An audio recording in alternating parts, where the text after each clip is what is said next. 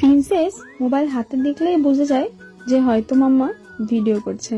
তখন তার স্টাইল বেড়ে যায় আর কি, সেও স্টাইল করতে শুরু করে দেয়। আসসালামু আলাইকুম, হ্যালো এভরিওয়ান, কেমন আছেন সবাই? যাচ্ছিলাম হুট করে একটু মার্কেটে, ভাবলাম একটু কিছু কেনাকাটা আছে তো ঘুরেই আসি। হঠাৎ করেই প্ল্যান করলাম আর হঠাৎ করে রেডি হয়ে বেরিয়ে পড়লাম।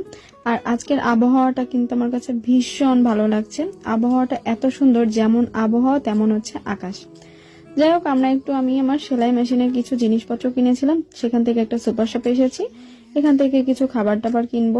আর একটা ব্যাপার কি, আমি যদি আমার মেয়েকে নিয়ে কোথাও যাই, যে কোনো ক্লিনিক বা হচ্ছে যে কোনো দোকানে বা যে কোনো জায়গায় আর কি গেলেই সেখানকার লোকজন ওর ছবি তুলতে চায় বা ওর সাথে খেলতে চায়, মজা করে, ওর সঙ্গে খুব আনন্দ করতে চায়। কিন্তু আমার মেয়েটা হুট করে সবার কাছে যেতে চায় না, এই জন্য একটু সময় লাগে। ওর ছবি তোলার জন্য এখানে দোকানদাররা অনেক রিকোয়েস্ট করতেছিল। পরে শেষমেশ একটা ছবি তুলে আমাকে বলতেছিল যে একটা ছবি তুলতে পারছি।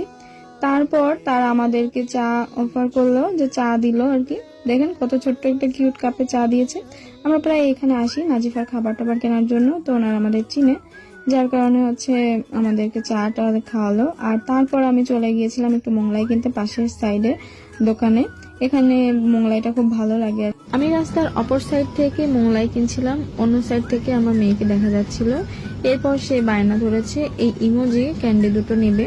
তো আমি বললাম এই দুটো কিন্তু খুবই পচা, এগুলো ভালো না। তো সে আমাকে হেসে টেসে পকাচ্ছে। এগুলো সে পকানোর জন্য এগুলো করে। যখনই দেখে আমি রাগ করি বা ওকে বকা দেই, তখনই ও আমাকে হেসে এইভাবেই পকায়।